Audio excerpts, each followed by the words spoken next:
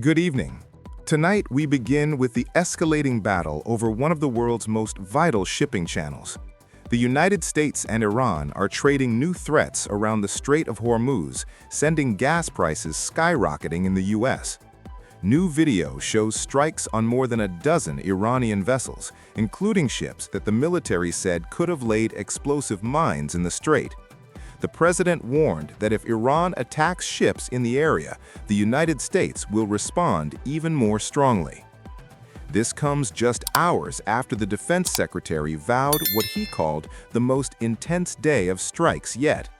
New videos show launchers firing and intercepting Iranian missiles in the sky, and Iranian launchers hidden in tunnels and under overpasses being destroyed. Several Iranian boats were also seen going up in flames. Meanwhile, more details are emerging about the toll the war is taking on U.S. service members. The Pentagon announced that about 140 troops have been wounded, in addition to the 7 who have already been killed. Tonight, there has been a massive wave of U.S. and Israeli strikes on Iranian targets. Oil prices have been fluctuating, partly due to a social media post from Energy Secretary Chris Wright claiming the U.S. Navy escorted an oil tanker through the Strait of Hormuz, although that post was later deleted and officials clarified that no escort had taken place. President Trump warned Iran to stop threatening oil tankers traveling through the strait, saying he would not allow a terrorist regime to hold the world hostage by disrupting the global oil supply. Oil prices later dropped to around $86 per barrel.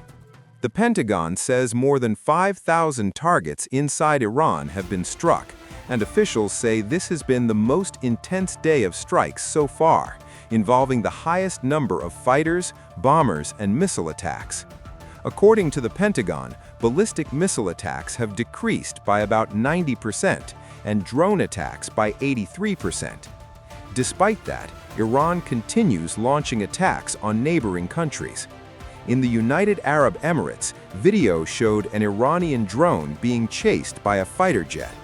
In Bahrain, officials reported that a woman was killed during an Iranian strike on a residential area.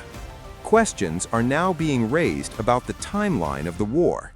President Trump said the U.S. is ahead of its initial 4 to 5 week schedule and suggested the conflict could end quickly. However, he also indicated he might want a role in selecting Iran's next leader, which raised concerns about whether the war could lead to regime change. Meanwhile, 5 members of Iran's women's soccer team have been granted asylum in Australia. Iranian state television labeled them traitors after they protested the Iranian regime by refusing to sing the national anthem. The players had flashed a sign for help as crowds chanted, "Save our girls," and Australian officials said they are now safe and welcome there. The Pentagon also confirmed that around 140 service members have been wounded in the war. Most of them suffered minor injuries and have returned to duty, but 8 are considered severely injured. A dignified transfer ceremony was recently held for Army Sergeant Benjamin Pennington, the 7th U.S. service member killed in the conflict. The war is also affecting everyday life in the United States. Gas prices have increased by about 55 cents per gallon since the conflict began. In California, where prices are already the highest in the country, gasoline is now well above $5 per gallon. Rideshare delivery drivers say the rising fuel costs are hitting them hard.